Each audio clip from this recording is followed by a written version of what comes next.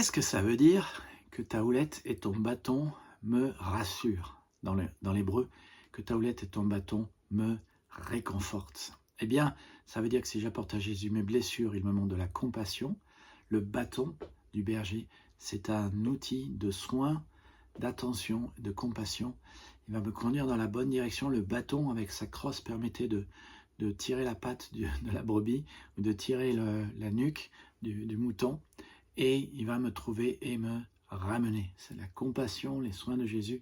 Quatrième chose, quatrième bienfait qui nous permet de vivre environné de la grâce de Dieu, c'est que si je tombe ou je chute, Jésus me sauve et me restaure. Donc comme je l'ai dit, dans Ésaïe 53, nous voyons que la capacité naturelle d'un mouton, c'est de s'égarer, de trébucher et de tomber. Est-ce que ça vous est déjà arrivé de vous égarer? Est-ce que ça vous est déjà arrivé de trébucher?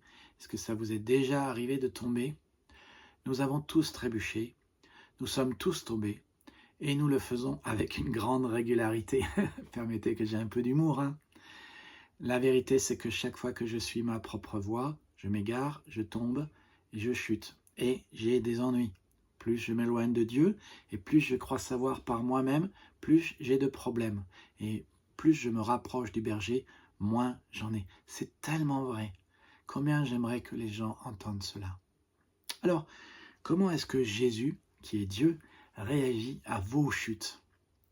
Eh bien, Jésus le dit dans Matthieu 12, « Lequel d'entre vous, s'il n'a qu'une brebis et qu'elle tombe dans une fosse le jour du sabbat, ne la saisira pas pour l'en retirer. » Si qu'une brebis tombe dans la fosse, le bon sens est de la sauver, et c'est ce qu'il ferait avec toi. Alors, parlons maintenant de comment vous pensez que Dieu va réagir à vos échecs. Si vous pensez que Dieu va vous restaurer et vous sauver lorsque vous échouez, vous allez courir vers lui chaque fois que vous vous trompez. Mais si vous pensez que Dieu va vous gronder et vous harceler et vous faire un long sermon pour vous condamner, vous n'irez pas auprès de Dieu. Donc tout est une question de vision dans votre tête, de comment vous pensez que Dieu va réagir. La vérité, c'est que vous pensez souvent que Dieu va réagir comme vous réagiriez si quelqu'un s'éloigne de vous, ou vous trompe, ou vous fait des bêtises. Il faut que vous appreniez Romains 8.1. Il n'y a aucune condamnation pour ceux qui sont en Jésus-Christ. Et que vous vous rappelez sans cesse ce verset. Alors maintenant, imaginez que vous tombiez dans un trou de 10 mètres de haut. Un gouffre majeur, moral, éthique, dépression, désespoir. Je vais vous dire, voici une analyse de comment les choses se passeraient. Si Bouddha passait par là, il vous dirait, vous êtes là à cause de votre karma. Vous avez ce que vous méritez, ce que vous avez semé, vous le récoltez. Vous étiez mauvais dans votre vie précédente. Si vous êtes pauvre maintenant, vous méritez d'être pauvre parce que vous avez eu une pauvre vie avant. Vous n'étiez pas généreux. Voilà. Alors, dites cela, par exemple, à votre ami antillais lorsqu'un cyclone passe. Je pense qu'il ne va pas trop apprécier. Mais dans le bouddhisme, si vous souffrez, c'est votre faute. Alors, vous êtes au fond du trou. Maintenant, si Mohamed passait par là et vous voyez dans la fosse, il dirait, vous êtes là parce que vous avez violé la dignité d'Allah. Vous avez enfreint ses commandements, vous avez désobéi à ses règles. Pareil, je dis simplement, quelqu'un qui traverse une tempête, ça aide? Est-ce que ça aide de croire ça?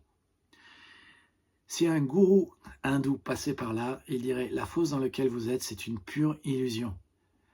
Vous croyez que vous avez de la douleur, et votre douleur est une illusion. Vous verrez, ça n'aide pas trop. Si vous étiez dans le New Age, ou formateur en New Age, ou coach d'auto-assistance, vous direz, crois que tu peux sortir de la fosse par toi-même. Ce que l'homme peut concevoir, il peut le réaliser. Vous pouvez le faire et tes pouvoirs sont illimités.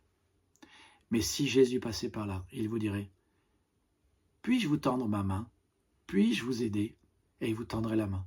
Il ne vous jugerait pas et il vous ferait sortir de trou. Comment je le sais?